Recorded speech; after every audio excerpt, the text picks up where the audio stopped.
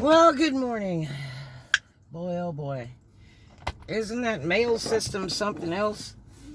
I have some stuff I ordered back in March that just appeared like a week ago. And that's amazing. The mail system is really bad. You guys remember back in March when the mail service requested more pay? And the president said, nope.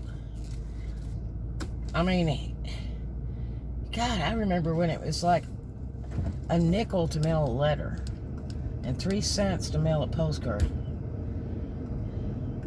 It is just insane how much it is today. I used to send Christmas cards to everybody I knew, which is a lot of people when I was in California, because that was the proper thing to do. And then I would order fidgets, which I don't even know if they're still in business, which they were this company. You could order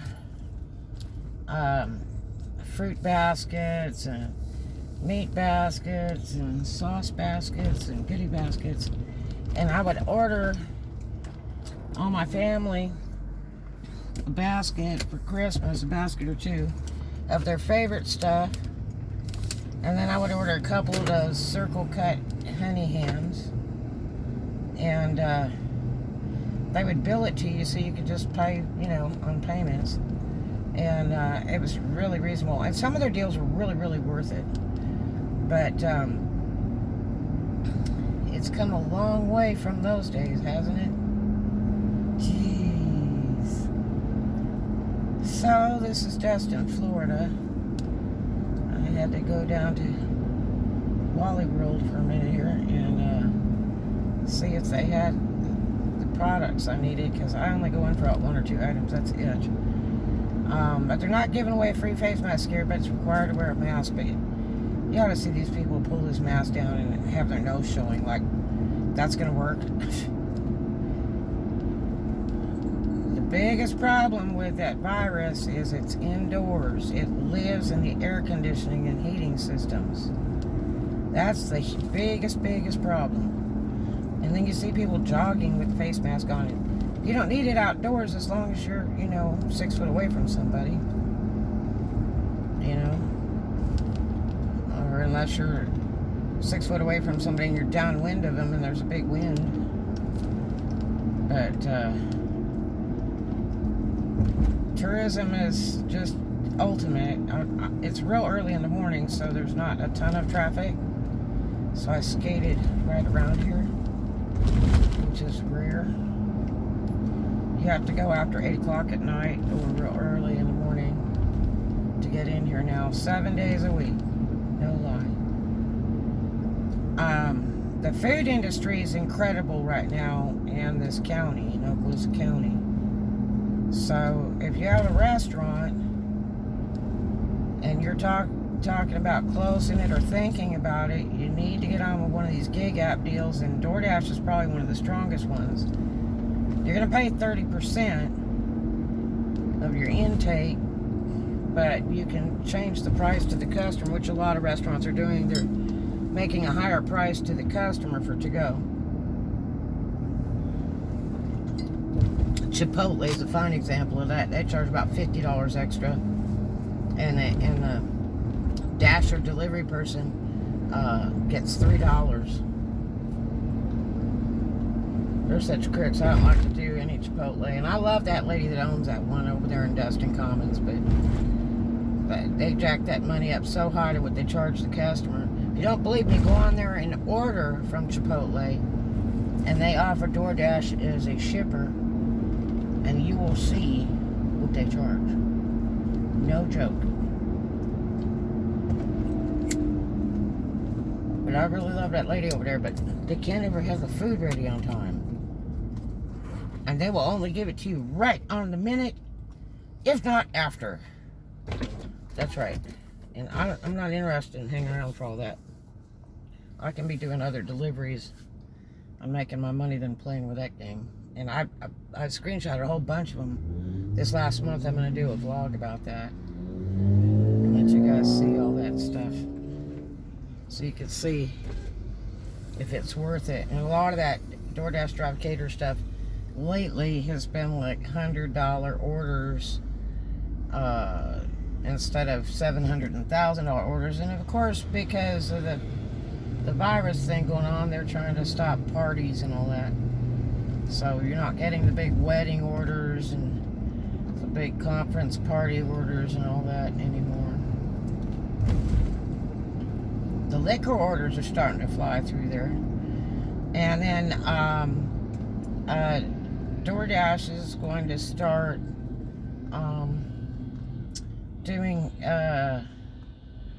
some grocery type stuff, like they've already signed contracts through CVS Pharmacy, Walgreens, and all that to do a bunch of that stuff. So say if you need toilet paper, paper towels, whatever, you can get it from there. And I wish they'd hook up a Dollar Tree or an auto parts store or something. You know how convenient that would be if you had your car apart, you had no car to go to the parts house? It would be so worth paying $10, $3 fee and a tip to a driver to bring you a part, you know? And even if it was the wrong part, just call DoorDash to have it exchanged and send the driver again and pay for that again. I think it'd be fantastic. I know parts houses have delivery, some of them have delivery, but usually it's only for commercial accounts. True story, because I tried to get a part delivered to me on my Cadillac from down the street when I was out at the base, and they were like, we don't do that, it's only for commercial accounts. I'm like, look, I have a commercial account that's out of state. And so they kind of Mickey Moused it around, and then when the guy went to delivery, he's like, we're really not supposed to deliver to you, we just did it as a favor. And I'm like, cool, I'll tip you. I threw the dude 10. It was worth 10 to me, so I didn't have to walk, because it's a long walk to go a couple miles, even though I love to exercise. But I just saw this girl with this little car, and I saw one yesterday, and I thought it was like a Mitsubishi with that automatic convertible top thing. And actually hers, this one here that looked like that of the car, she said it was a Mercedes. And it's a hard top, but it's automatic, and you can make it fold right down, boom, boom, by itself. And it's so funny because one of my favorite cars, my all-time favorite cars, was Samantha, my 850 Sport Coupe Racer with a 1000 block engine. And it is a rear end engine, and it's a little convertible that I got dirt cheap in California. And it had come from Alaska, and I got it really, really cheap because I had a car dealer friend of mine that did small time. He was a salesman, a small time used car lot, and he was helping me, you know, giving me advice on how to go buy this car that I saw in the paper. They wanted about $1,000 for it. And I think I skated out of there for about $400 on it. And what the deal was, it was really interesting because there was a husband and wife and kids. And the mention was that it was his girlfriend's car. And so, you know, the wife seems very unhappy while we were trying to make the deal. And I guess it's because she just wanted to get rid of the car. As the girl split and left him the car, and the car was still currently tagged under Alaska, which I drove for a long time with those tags. And what you do when you're young and dumb, I guess. But I had paid pennies for that car. I love that car. And the top leaked a little bit. It was rotting away because it was old. It was a 71 850 Sport Coupe Racer. Man, I painted that sucker white. I put silver satin door panels in, and got jet wing aluminum to have custom cut at a machine shop for my dashboard and all kinds of stuff. One of my buddies at Northrop brought me a big piece of jet wing aluminum. Offered, so I said I'd like to change the dash out because it's just cardboard with this plastic overlay that's fake wood. And he's like, I'll bring you some jet wing aluminum. I said, what does that look like? Man, that stuff's like a mirror. It is so cool. But I went to a machine shop, paid old guy like $20 to cut it, identical to what I had right in front of his shop. And then we put it in. I mean, it was the coolest thing you ever saw. But what a great car, little 4-banger. And it was a 4-stick too. And didn't burn any gas at all. I think I got like 50 miles a gallon out of that car. That's back when gas was leaded. And I could drive that thing from Santa Monica to San Francisco on about $20. And what a cool car. And, you know, in California, the rain isn't really rain. It's like sprinkles. If you're ever in the South or Florida, I'm talking about, or Georgia or something like that, when you walk out the door, it's like you just jumped in the bathtub. But in California, it's like sprinkles, and everybody gets all freaked out. I remember I was just back there to visit my dad, and everybody's all freaking out because it was beginning to rain, and I'm like, this isn't even rain. I said, this is mist. I said, you don't know what rain is till you head south. I'm like, you guys are a bunch of whiners. And because I used to drive in California with my convertible, and I would drive with the top down all the time, even in the rain, because while you're going, you don't get rained on. And there wasn't that much traffic back then, and so you weren't at the stoplight too long. But, you know, it wasn't a big hairy deal for me. But that darn top, in one year my daddy offered to give me a top for Christmas or my birthday, because he knew a guy at a upholstery shop thing, and he always had the hookup. And he told me, why don't you go down there and see what he'll charge to put that top on. I said, I don't have the money.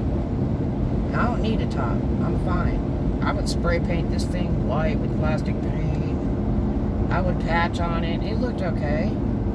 But my dad just thought it was terrible looking, so he sent me down there. I went down and talked to the guy, and he said, well, I could put a top on it for this. I said, but I don't want a black top. I said, I want a white top. He said, the only thing I got in white is Mercedes fabric in white. I said, that'll work. I said, what kind of money are we talking there? And he said, well, I have to talk to your dad. And I said, so I called my dad and said, well, he can do it. He's got the black, but I'd just rather not have a top. And he said, well, why not? I said, well, because I want it white. And I don't want that black. It takes away from the look of the car. And so he said, well, does he have white? I said, yeah, but it's Mercedes fabric. It'd probably be $1 bazillion just because it says Mercedes on it. And he said, well, let me talk to him. My dad called me back. He said, look, take that car down there and let him put the top on it, and you call me and I'll come pick you up. I said, you sure? And I said, it might be $1,000 for top. He's like, no. Sure as heck, we took the car down there. Guy had the car ready like overnight. And my dad picked me up. I think I stayed the night at his place. Went back down, and my dad took care of it. They were big buddies. And he probably traded him sailing lessons, because he got ready to hand him his credit card. My dad's not a big credit card person either. And the guy and him were talking, and I think he just traded him some sailing lessons. But, man, that was a nice top. And you know, when I left California, my baby sister said, don't worry, you can always come back. And I left a couple of my cars back home with friends, figuring I'd be back in about 3 months, because I tried to leave California once before to Florida years ago and cried for 4 weeks to go back home. And so I thought, this is not going to work, especially when there's not a beach for miles when I went to Oklahoma. And I left Samantha with my friend, bald-headed Fred Ruff. And he would send me pictures of her, and he'd put her on a battery charger, and he'd cover her up, and she was in his garage at his Lamoli house. And then when I went back to try to go get the car and bring it back by trailer or something, we went out there to the house, and he had since moved out of that house and made it rental property, and they had moved it outside when it was supposed to be in the garage. And oh my God, it had been sitting in the rain. I went to check the engine, and there was a bunch of parts removed out of the engine, and I'm like, who's gonna steal Fiat parts? I mean, these cars were discontinued. They made like 500 of them or something. And as a matter of fact, the one I had, Fiat had offered me $3,000 if I would return the car, because it had a defect recall thing on it, because the undercarriage was not right and they would split in half or something. And I was like, no, I'm not giving my car back. I'll drive down the road, let it split in half. That's what happens when you're young. That's what you think. You're like indelible Superman, can run from a train, leap from the tallest building, and all that cool stuff. So I was like, wow, who's taking the parts off this? And Fred looks at me and goes, motorcycle. I said, maybe. But boy, that was the greatest car I ever owned. And it was like when I saw that little car the other day, like this one I just saw at Walmart, that has the auto top on it, auto convertible top, with hard top, which is brilliant. That's a thing they should have done to begin with, was put hard tops on them instead of rag tops. I used to get out at the stoplight if I had to put the top up. You know, if it got cold or real rainy, which was rare, but I'd jump out at the stoplight and pop that bad baby up and lean over and clip the clip on the passenger side, clip the clip on the driver's side, and I was driving by the time the light turned green. That's right. That was the coolest car. When I had my little girl, I had a anniversary rack on the back of the car, and I would put the stroller on there with bungee cords, and we just were everywhere. It was so convenient. It really was. Oh, look, they got Parlor Donuts in an old Airstream trailer. Wow. That's a good thing, too, those damn food trucks right now. You can move them anywhere, and you just pay a city permit, and then you talk to whoever owns the land, and sometimes I just let you put it up there because it helps bring business to their business. But at least you can move it around. That's the convenience of that. I've got a couple good friends that did some food trucks. I got one friend, she's still got one, and she's done really well with that. Old Patton's real estate brokerage is still vacant. They've been there for a million years. He may have passed away. It closed a couple years ago. And I always wondered what happened to him. I remember all the big-time real estate brokers over in the Fort Walton area from way back, because I used to come down from Memphis to work down here. As soon as it started snowing in Memphis and icicles of snot, I threw my skates in the trunk, brought a sewing machine, loaded down as thick as I could get it, and then started heading south and work on the way down. And I'd come down here and roller skate around at the beach and work, and the weather was fabulous. I'd call my friends on the payphone and go, so, how's the weather over there? And it'd be going, it's icicles and snot, and I'm shoveling my driveway out. Can't start my car. And I'm like, yeah, well, I'm over here on the beach, Fort Walton, roller skating by the beach, yeah. I'm going to go pearl diving shortly. Don't even have to submerge your head in a fish tank when you're near the beach.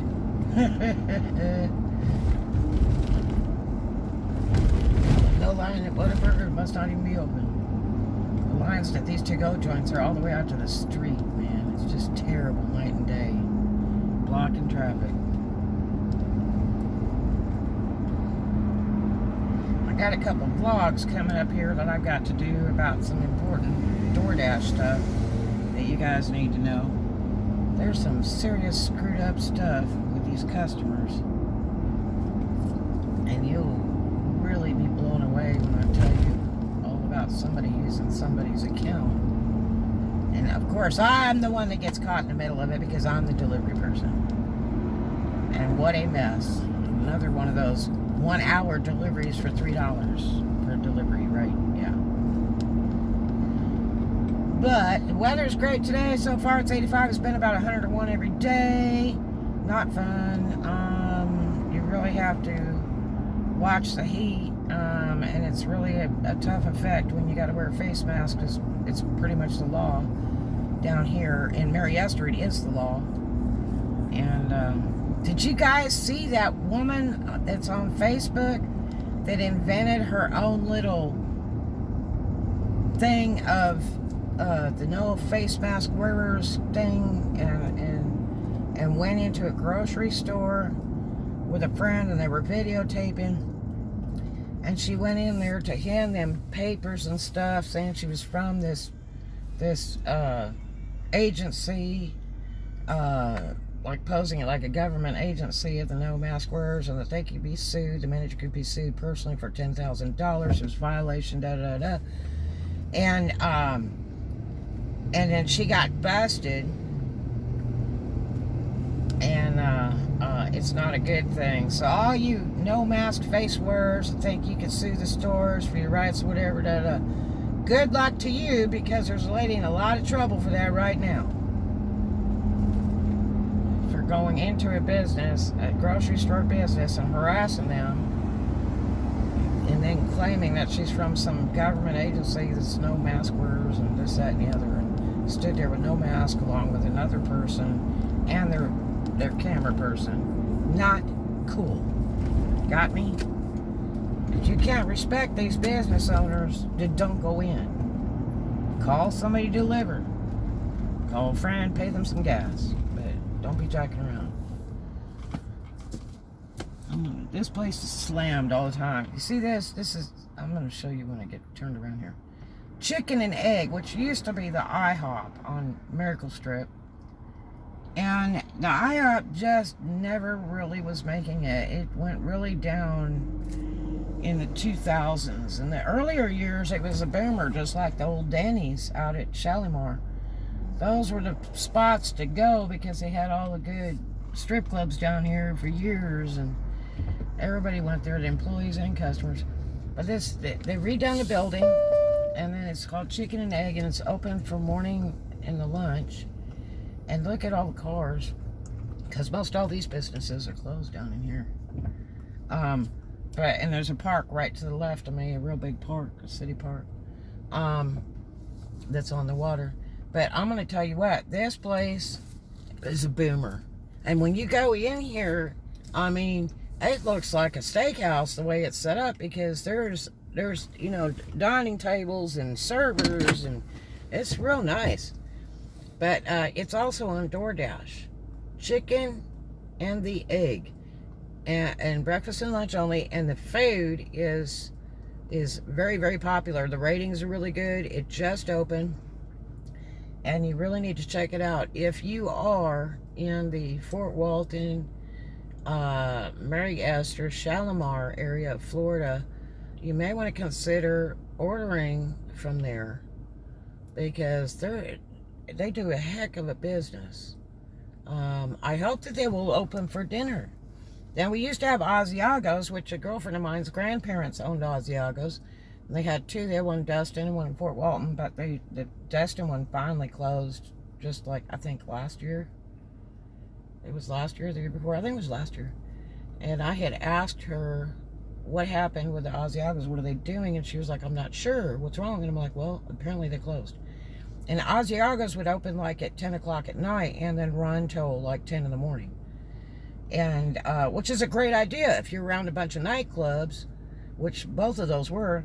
Once clubs close, what's the thing to do? Go eat a wonderful breakfast. And these people serve steak and all kinds of stuff.